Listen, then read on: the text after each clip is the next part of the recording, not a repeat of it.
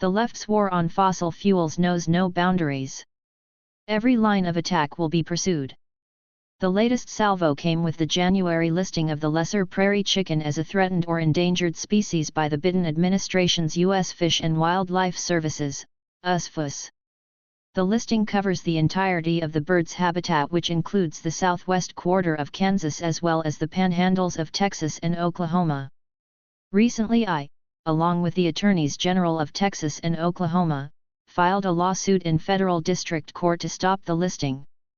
We maintain that the Biden administration failed to meet the statutory criteria for listing the species. As a legal matter, we are confident that the Biden administration's position will be found wanting.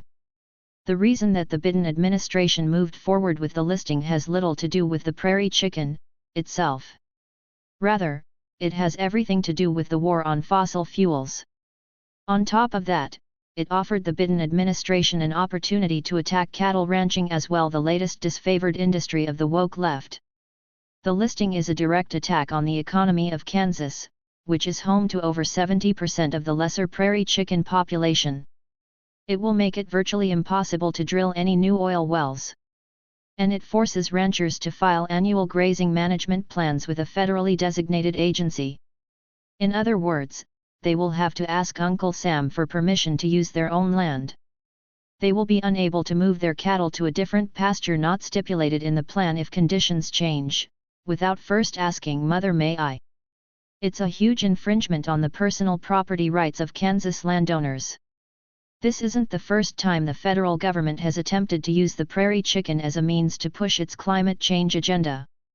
When the Obama administration tried to list the prairie chicken as a threatened species in 2012, oil and gas industry workers were fined up to $45,000 if they disturbed a single acre of lesser prairie chicken habitat. Ranchers could be fined up to $25,000. Fortunately, that listing was defeated in court. I'm suing President Joe Biden's administration, because I want to protect Kansans, similar to the way Utah officials protected their citizens from federal government overreach back in 2014. That year, the Bureau of Land Management, BLM, attempted to designate the sage grouse as an endangered species. BLM attempted to force the sage grouse listing despite the fact that only 6% of the bird's population was under threat from development. The designation failed, thanks to the efforts of Utah Gov. Gary Herbert and other Utah residents. Biden's efforts on behalf of the lesser prairie chicken should fail too. Biden's USFS did not adequately consider pre-existing measures by Kansas communities to protect prairie chickens. The closely related greater prairie chicken population, for example, is thriving despite being legally hunted in my state.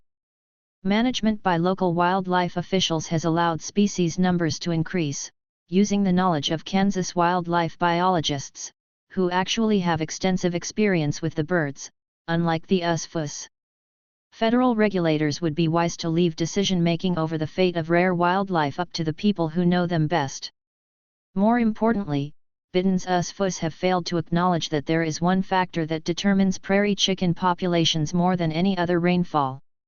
For centuries, prairie chicken numbers have declined whenever there is a drought, but the population numbers always rebound once the rain returns. This happened after the drought between 2009 and 2012, and it's certain to happen again once our current drought ends. Despite this historical evidence, Biden's USFS claims that the recent drop in prairie chicken numbers is principally due to human activity. But those facts are persuasive to the Biden administration, which is more concerned about weaponizing their USFS against the oil and beef industry in the American Midwest. Federal bureaucrats sitting in their Washington, D.C. offices know little about the facts on the ground, no matter how well-intentioned their efforts may seem on the surface.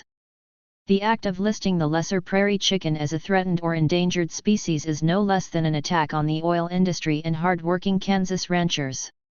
Fortunately, we can take this battle to the courts, where the law of the land will hopefully prevail.